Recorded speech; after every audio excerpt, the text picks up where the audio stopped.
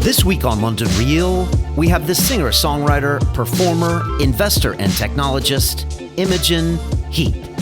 Bring together the industry to see a new way, new architecture, fairer and more sustainable. But when you're on the stage with those gloves, it feels like I'm like connecting into your heart. Yes. We as an industry need to make it easy for the users to enjoy, flow through music, but through micropayments. The connection between the artist and the fan is so far away now because it's just this piece of audio that goes into a playlist and there's so much music and I haven't got time to find out about that person. The music industry doesn't help you if your mental state is going down a certain direction. They do tend to feed off that. London Reel presents Imogen Heap, Future Music. The more you open up, the more collaborative I become, the more creative I become. One of the coolest parts of what I do is when I get to sit down with someone who is a polymath, someone who has multiple talents across multiple disciplines. And I would say Imogen Heap is one of them. And she is the musician, the futurist, the technologist that I got to talk to this week. She has been at the cutting edge of bringing technology into music from the beginning of her career. She's also pushed technology to create better music. And now finally, she's using blockchain technology to allow the music industry to compensate musicians fairly. And that's a pretty incredible trifecta from a pretty amazing woman who I found out in the show got her music label contract when she was in her teens, much like Amy Winehouse. And I asked her about Amy about 3/4 of the way through the episode and her tragic death, so you can tune in for that. But Imogen's fascinating. What's really very interesting about her is the creation of her hardware, which is the Me gloves. And they're a set of gloves that she designed all the way down to the flexing fingers and the rotations of the wrists and the location the gloves are to the audience and back and forth. And they change the music in real time. And if you've ever seen her performance, I believe it was for Wired, you can see she creates this beautiful music on the fly, including playing percussion instruments by moving her hands. And it's something she's still working on. I joke that she's basically the CEO of a technology company, in addition to being a musician, in addition to her new project, which is called Mycelia, which is a way that we can use blockchain technology, which is the way Bitcoin was created, in order to track the process of a piece of music being created and then compensated for. And it's something she's working on with the guys from Ethereum, our former guest Vinay Gupta, and also Jamie Bartlett, our former guest as well, author of Inside the Digital Underworld. And it's just a great idea and a great project. And to have someone of Imogen's prominence put her weight behind this, it's a great look to the future of how musicians can be compensated, and quite frankly, how we can compensate them. You know, a lot of us will listen to a song on YouTube or stream it on Spotify, and we don't really think, are they being paid? And this is a way of almost having fair trade music like we do with fair trade coffee. And you would know that if you went to a streaming service that it would be fair trade, as in the musicians were being fairly compensated for. And so Imogen talks about this. We had a really frank conversation. She's a fascinating woman that, in my opinion, she knows how to feel. I'm a little jealous of her because she brings feeling and life into music. And it was something that I never felt I was great at, but I think she's really good at that. And at the same time, you can see she's a perfectionist. You know, she's the one that stays up late in the studio to get that piece of music perfect. And in her opinion, you know, if you have one chance to make an impression on someone with your music, it better be perfect. And so many things to learn from Imogen. You know, she's been on our radar for years, and we've been really trying to get her into the studio. So it was just an honor to have her finally in here with the new set and to just get a very real and honest conversation. And it was really beautiful stuff. So big thanks to her, and I think you're going to get a lot out of this. If you want to help support the Mycelia project and more, there's links below, and so please get involved. And yeah, I think you're really going to enjoy this one. Most likely you're watching this on the London Reel Academy, and a lot of people, they ask me, Brian, what is the Academy all about? And what it is it's a group of the hardest core London Reelers from around the world, and we get together to to build better versions of ourselves. We push each other to just get things done, to go to where the fear is and just really accomplish things. And it's been an amazing group of people that I've been just honored and fascinating with the amount of giving that they do. They want to help each other, they want to push each other, and they want to go to new limits, whether it's broadcasting yourself, setting up your own company, getting fitter, getting more spiritual, meditating. We do it all. We do it on our private activity feed on the Academy, on our private Facebook group, and we meet up because it's all about the in-person meetups. We do them in London, we do them in Australia, in Europe, in Toronto, in New York, in San Francisco, Atlanta. They're everywhere.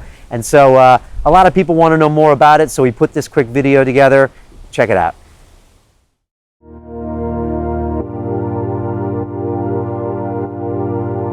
The entrepreneurial journey, it can be a lonely road. I push myself in so many areas, but you know, you can't do it all yourself. The thing about the Academy is it's like, look, you have the ideas, you have the ability, you have the skill, and you have the sort of ambition for yourself. But when you have a group of people pulling you forward, it's so important.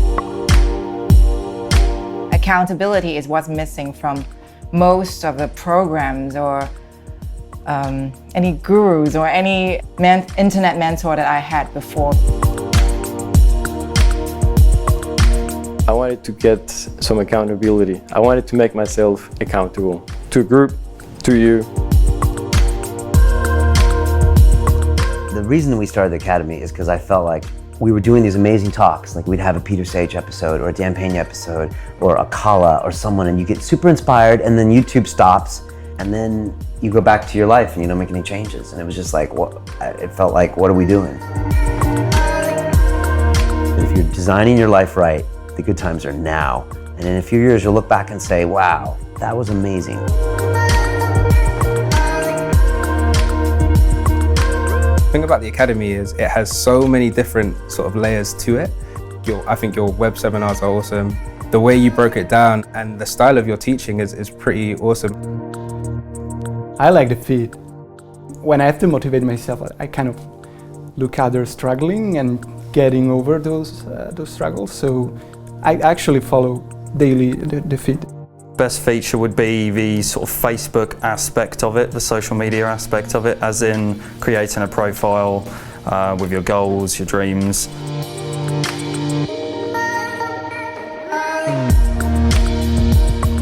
So everyone's on the same vibe, and we may be at different stages in our journeys, but everyone's on the same page at the end of the day. Everyone's really trying to push themselves and building the best you. It really resonates with me.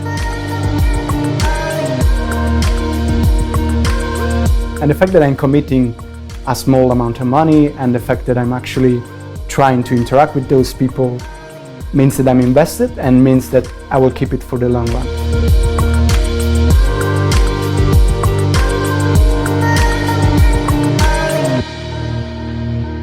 You have to be serious about yourself and what you want to achieve. And if you're serious about yourself, this is going to be such a fantastic platform.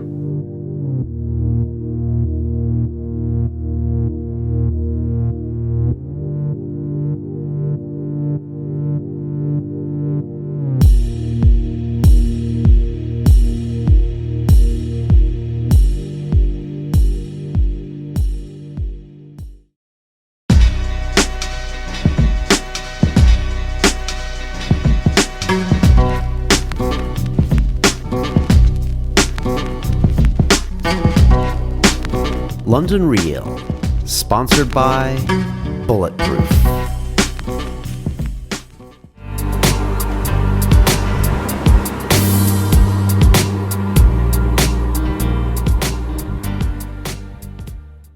This is London Real. I am Brian Rose. My guest today is Imogen Heap, who is a singer-songwriter, composer, performer, investor, and technologist. You write, produce, and mix your own albums and have seen chart success on both sides of the Atlantic, including 2 Grammy nominations and the win for Best Engineered Album.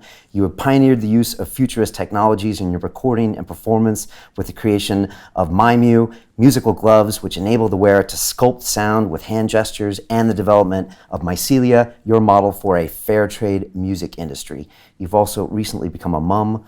Welcome to London Real. Thank you. And it's Mimi. Mimu. You know, I went through, I think, every video on YouTube, and I couldn't find you saying it anywhere. Yeah. No, I don't. I always forget to say it, but it's like me and music. Mimu. But it's spelled M-I-M-U, so it's really okay. confusing. So it's not surprising. Good. Let no one ever wonder again. Mimu. Yes. You know, I'm a bit jealous when I watch all of your content because, you know, I see you kind of create, and I see all this energy flow out of you, and it seems like you feel life, you know, really in a big way. And I grew up kind of as the science guy, and I grew up kind of doing the science fair projects and studying computer science and doing the numbers, and then I went into finance and I was working the numbers and I was really good at that, but I never really felt like I was creative, although maybe some people will call London Real creative. But when I see you, it seems to flow effortlessly out of you, and I was just wondering if that's true, or do you just make it look easy? Well, it's funny because the other day, I was just, I had this email from my old manager. Just recently we parted ways, but he sent me this list of songs, of like 50 songs that never got released. And I realised how productive and creative I was in my younger years compared to now. So I was a lot more productive and creative when I was younger. And my assistant Alexi was asking me, why is that? Why were you so much more prolific then? And I was like, well, I just had less to do. You know, that's the great thing about where I am, is that I can do lots of things. I can kind of imagine an idea, whether it's making music with gloves or turning the music industry onto its feet. But every time I do something like that and I have an idea, off it goes, and so do all the emails and all the talks and the conferences about that, and all the demos and stuff. And it takes away from that creative stuff. So actually, when you see me on stage and I'm like, blah, blah, blah, blah, you know, making music with gloves, and I'm just oozing all that stuff that's been waiting for such a long time to finally be able to, you know, be on stage and share the technology that we've been working on. So it's like a compacted, condensed version of creativity, because I don't get to do it that often actually anymore. Because you're sharing the technology and you're sharing your performance as well, which you don't get to do as often as you'd like. Yeah, I mean, at home I'm programming, you know, I'm working away, I'm slowly, meticulously, you know, fine-tuning music or some part of the software with the team on the gloves, or I'm, you know, trying to bring together the industry to see a new way, new architecture for the music industry that I think is a fairer and more sustainable future for music and art and creativity on all different levels. But yeah, what that does is it doesn't help me get into the studio. Right. And in the studio, you heard that excellence is on the top of your list. I heard that you are a perfectionist when it comes to making a record, because I heard you say that you kind of have one chance to make it, and you want that 1% of people that might be listening to be like, oh yeah, she got that right. Yeah, that's very true.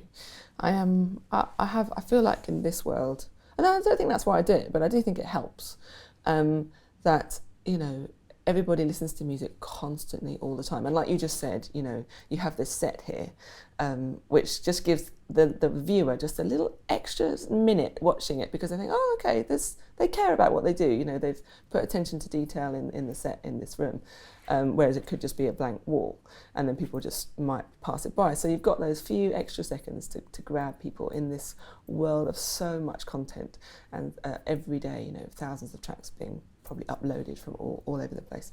So yeah, I feel like I have these you know, maybe 45 to 60 minutes of an album, and I make an album roughly every 4 years. It's not because I can't create more music, or I don't want to create more music. It's because, yeah, there's so many other things to do that I'm also creative in.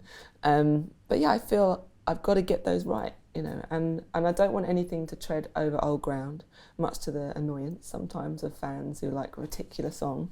I'm not going to do that again. I never reuse any samples or, you know, anything from previous works. It's all completely from scratch.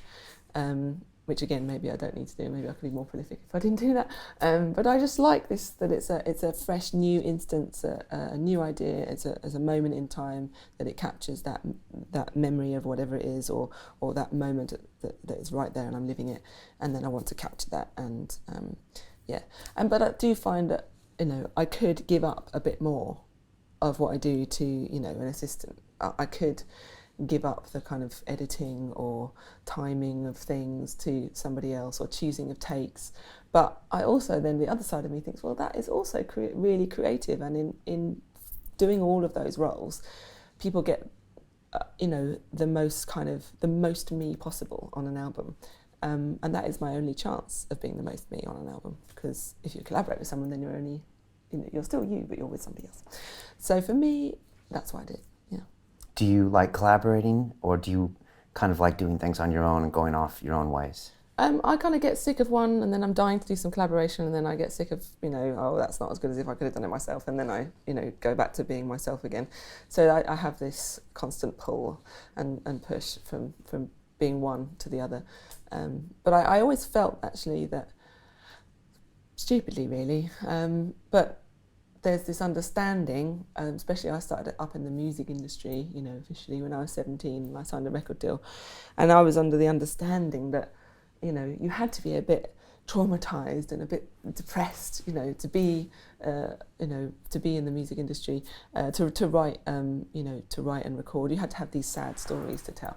So then I almost inflicted sadness upon myself to have something to write about, which is really stupid. How did you do that? Well, just by being alone, right. Just like, nobody understands me. I can't have a boyfriend because they don't understand me. And you just become what you think is necessary to do what you do, and it's total rubbish. Okay. Because it's a classic narrative that's sent back to us over and over again, whether it's Amy Winehouse or Gwen Stefani. Yeah. All the great art comes from breakups and pain, and you don't. Well, I do think that does help. Or friction in the world, or when you're like, that's not right, or that thing that was done to me is not right. I want to put it right in writing. I want to have that cathartic place and put something in writing, and then I can feel like I can put it away. But also it's the process of which I was doing it, which was very alone, and I kind of put myself into this very what's the word? Basically cut off, I suppose. And then to the point where I had the least kind of social calendar ever, because I was just like, oh no, I can't do that, I've got to do my music. I've got to be alone. This is when you're 17, 18? Yeah, from 17 up until quite recently, like maybe 5 or 6 years ago. And then I realised, wait a minute, I'm kind of upset all the time and a bit feeling lonely because I'm alone. But all I have to do is just open up and like invite friends round, and go to things. And it's not like I'm really lucky. I have some great, lovely people around me, but I was always kind of shutting them out because I felt like that's what I needed to do. But actually, the more you open up, the more collaborative I become, the more creative I become, and the happier I get. And the music has changed. And the music's changed. The music's massively changed. Well, hasn't had much chance to materialise itself because in the last 2 years, I've only written 2 songs, and one of them I didn't even really write. That was the Taylor Swift collaboration that I did. Okay. Like two Februarys ago, and the last one was about my little daughter Scout, called Tiny Human. Tiny Human. It was written as a commission for Sennheiser, but really it was about my little girl Scout. So that's about as productive as I've been in the music department, but I've been really productive in, thinking up an idea for the industry, in my, in the time where I maybe could have been in the studio, or I've been developing this concept for a cultural space in the village where I live, to try to kind of kickstart a bit of culture in a place which feels a bit barren of culture, being so close to London, but kind of also losing out in that department because people just go to London. Okay. So I've been doing a bit of that.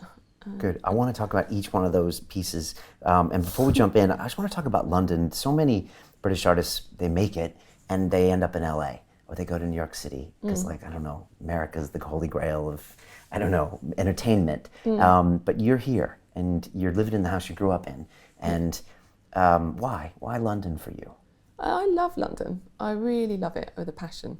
I lived here after I got a record deal when I was 17, so I lived in like between West London and then South London and then Central London and Waterloo, and I lived there for since I was 17, and so I really love the city. It's it's just amazing food, a diversity of culture and a real melting pot. Amazing places, just loads of free stuff, galleries, which when you're a musician is also good, to get lots of free stuff, and more over the years, people just collaborating on all levels. Whereas I felt like it's not just London, just in general. 10 years ago, people were a lot more closed about their ideas. They're a lot more secretive and kind of like, "Oh, I'm going to make money out of that. I've got to keep it close."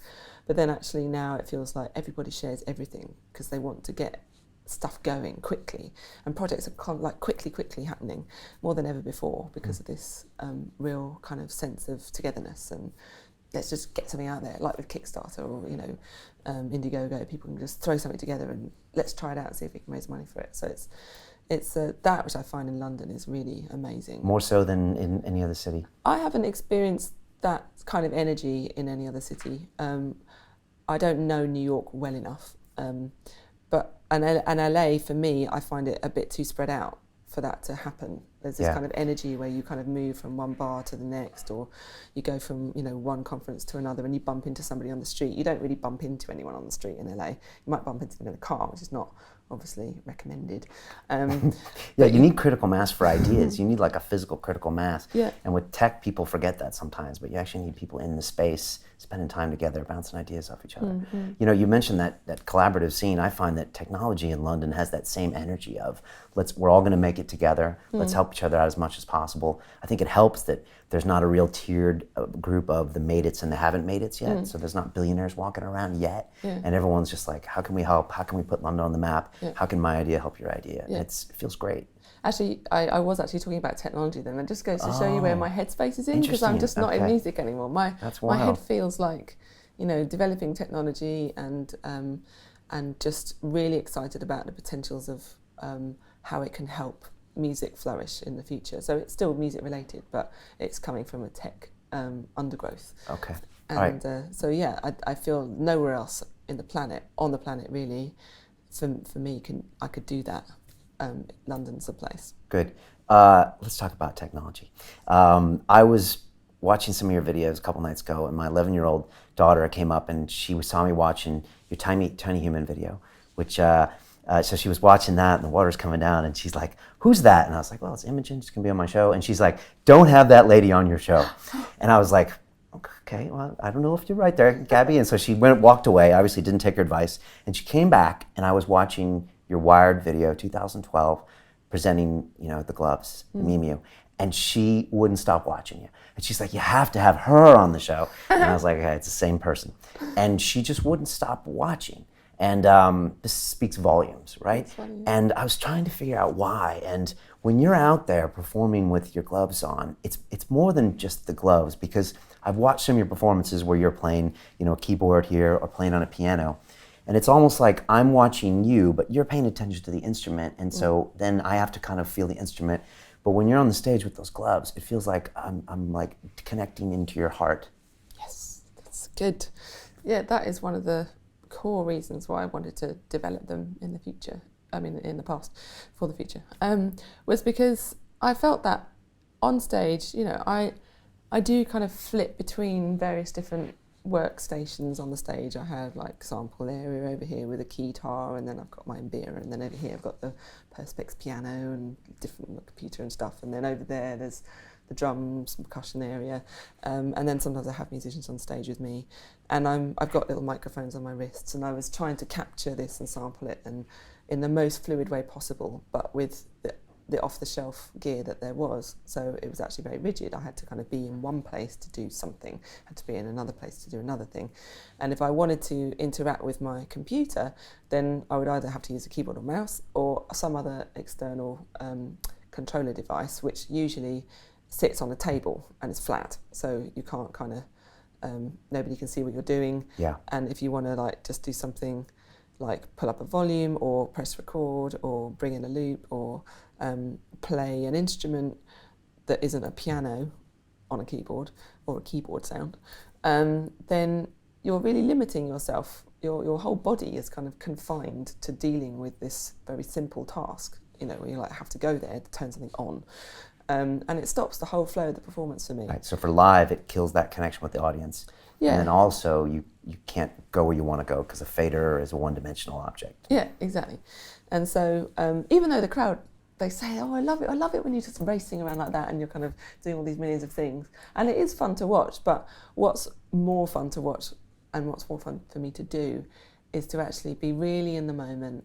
And it takes a lot of time to kind of program the gloves to get to the point of this feeling of very natural second skin, physical, emotional connection. But when it's there, it's amazing. It's just, you don't think about it. You're kind of effortlessly connecting the machine with the human and humanizing the tech that you work with, drawing the sounds and out for the software in the computer without even having to look at it, and literally feels like you're shaping sound, you're catching sound, you're moving it over there, you're spreading it across the room, you're kind of playing through some stars, you're playing the bass line like a basketball. It's really different. And when people see it for the first time, it's kind of both amazing and also kind of not underwhelming, but people assume, well, of course that's what you would do, of course that would raise the volume, and of course that would send the panning over there and over there.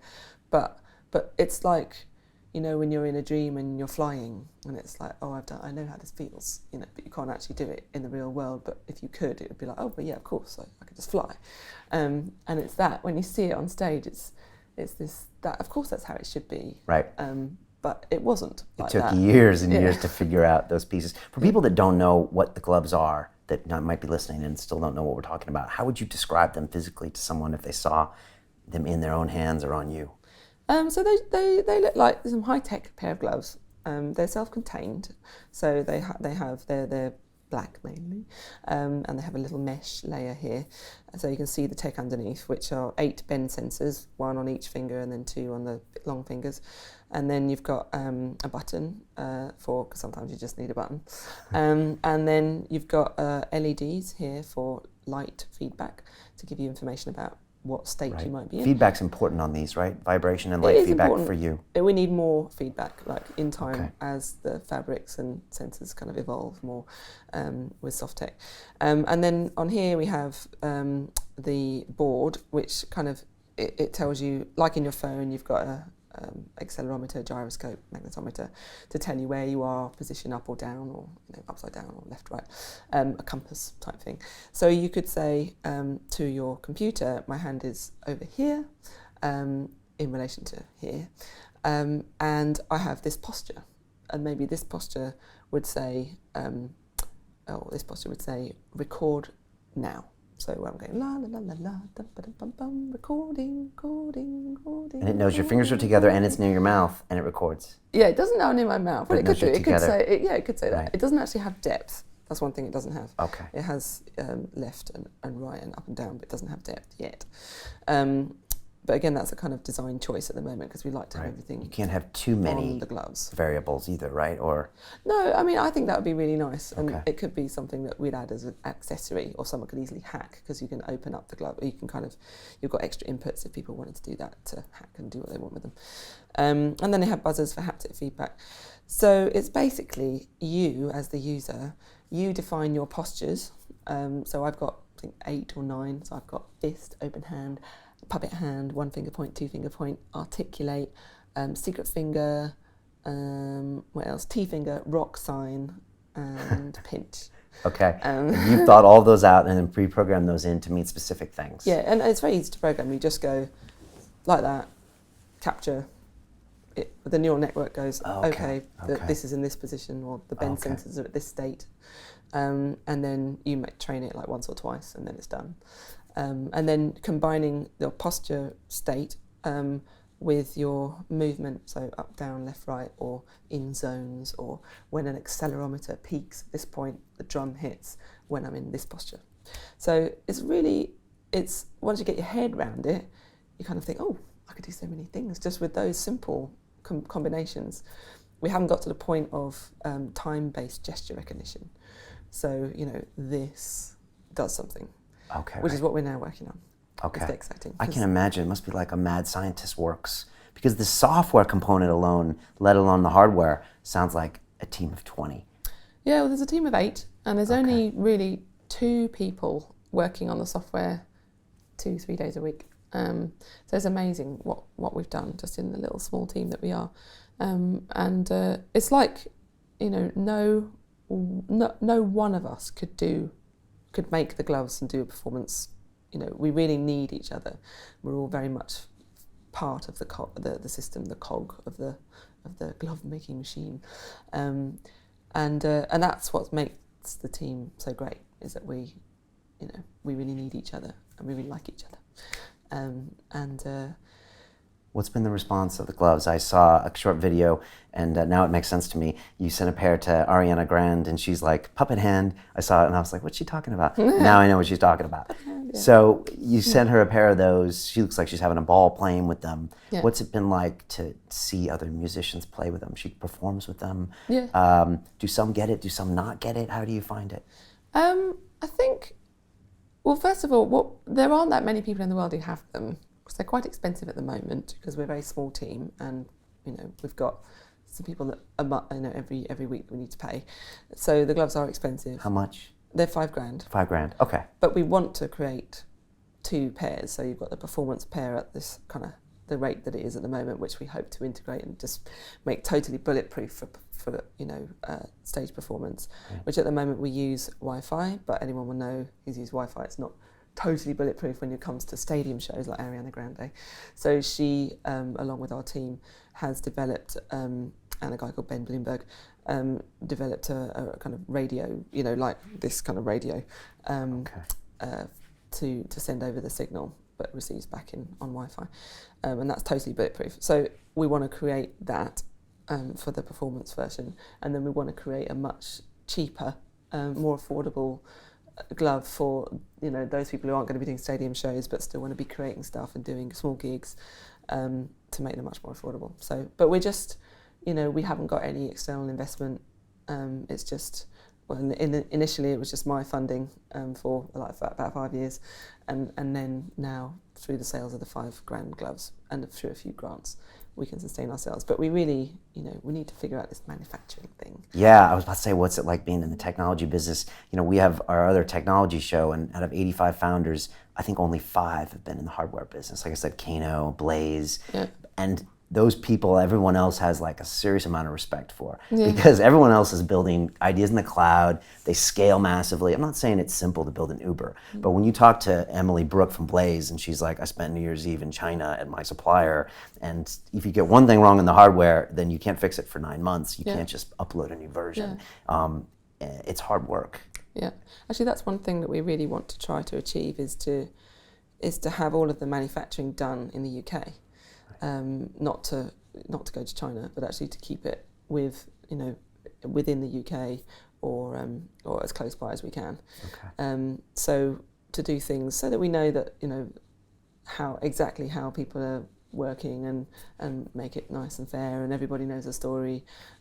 So and to keep it close, so that we don't have to wait 9 months, you know, for something to be changed. And it's, you know, it's come at no surprise, but at the time, you know, when 3D printing and, you know, maker spaces and hack labs are all kind of, you know, popping up all over the place. So it means that, you know, Anno who's in Berlin, you know, she can pop down to the local maker space and quickly, you know, build a little thing to house something in for the gloves, or Seb can print up some circuit boards, you know, and have those done pretty quickly. It's an amazing time, combined with the open source movement of you know, all of our software and most of our hardware is open source. Right. And even if you want to, you can go on there and make your own pair of gloves, and we tell you how to do it. That's very cool. Very cool. What's the best and worst part about being in the glove business? Or what have you learned? Because you've been doing this 4 or 5 years, 5 years? Yeah, I think 6 years now. 6 years. Well, it's not really a business yet. Right. Okay. It's very much kind of, you know, hand to mouth, and we hope to, make that not the case in a year's time. But for me, it's just, I just feel so lucky to be able to have had a dream, and now have a really amazing team all together working on it, and other people in the world using them, and how in turn they very quickly inspire me to, either out of jealousy, like, oh, they've done that before me, or I wanted to do that, or I must get onto it, or out of awe, or, mostly out of awe, just inspired by how other people use them, because no two people use them the same, you don't have to use my gestures, you can use any gestures you like, any postures you like. And it's really about the creativity of how you map those sounds, how the idea is then manifested through using the gloves. Because the gloves don't do anything on their own, you have to do the creativity and what you want the gloves to do. And it's really funny how different people, that just if you gave them a sound, how much just their personality immediately becomes apparent. So I had this friend called Tom, who was a surfer, and he put on the gloves like in the early days, and he's very chilled, very, very chilled. And he put on the gloves and he just was kind of going, and he was doing that for about half an hour, and he was just so happy. And that was him, very chilled and really enjoying the experience. And then the opposite end of the scale is my dear friend Tim Exile, who's this totally amazing kind of genius musician, and makes software. He's absolutely brilliant, and music, and he's hilarious. And he took the gloves, and the first thing he did was like just kind of made a fist, and then took a sound, made it quiet, hide under something, as if it was like muffled, and then go, and it really takes on the personality of the person using them, and that's what's so exciting about it. Because normally I'd have to learn how to play a guitar, learn how to play a piano or something, which usually cuts off probably the majority of people from expressing themselves through music, right? You don't have to learn it technically in the same way. It's more like you have to teach it how you want it to be. So you're actually the teacher rather than the student. Okay. You're discovering your world and what your movements are, how you want things to manifest, what kinds of sounds relate to what kinds of postures to you in your world, and then out it comes. And there's this infinite possibilities. So. And what's been the response? Obviously, my 11-year-old gave you the thumbs up, but when you're out there on stage, does it feel anything like your previous performances?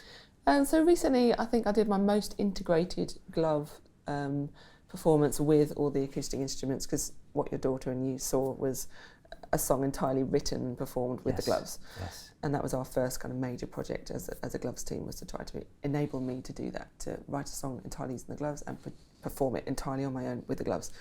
Again, you made it look easy, but like I was watching this and I was just thinking like years and months of coding and recoding years. And the feedback just to feel what that does, Yeah, it took a long time. But it took a long time mainly because we were all doing it in our spare time, which often isn't very much.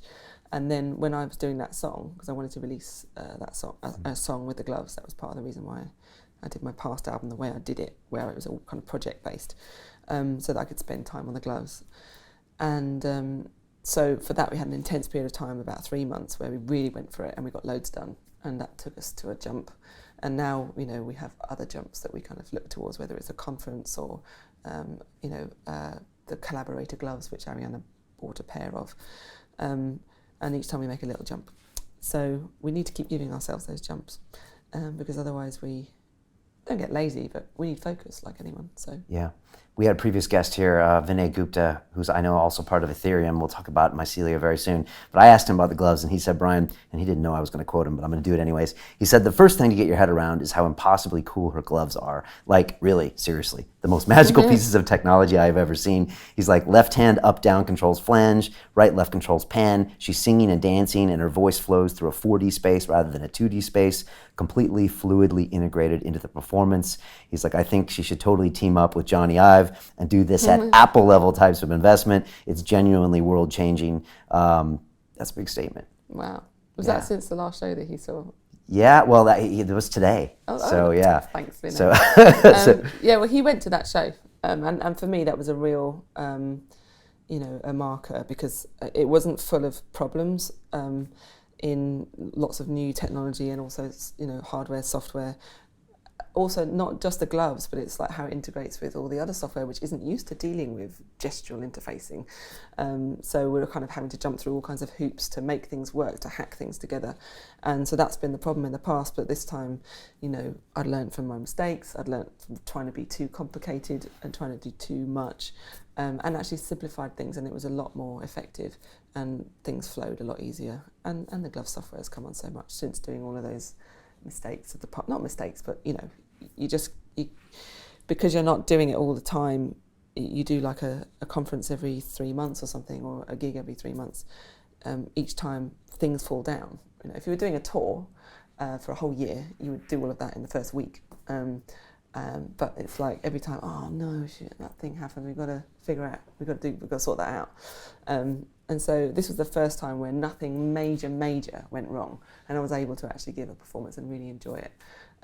Whereas the Me the Machine performances, I've always been like, right, okay, what am I doing now? Da, da, da. I may have looked like I was kind of calm and everything, but in my head I was like, what am I doing? I'm going to try and remember this, da, da, da. But now it's much more, becomes a language. Like, I know that is reverb, this is catching my voice, I'm always panning left and right. I always approach the bass lines with my left hand. I've created a little language for myself, and it's much easier now because I'm not having to remember so much. It's just become second nature. And that's what happened at this gig, was it became second nature, and that's what Vinay saw, was this fully integrated kind of flowing thing, which was, you know, it was like movement, performance art but songs, and it wasn't like abstract weird sounds. You see a lot of that. It really made sense, but you couldn't define it or really know exactly what it was I was doing, but it just made sense.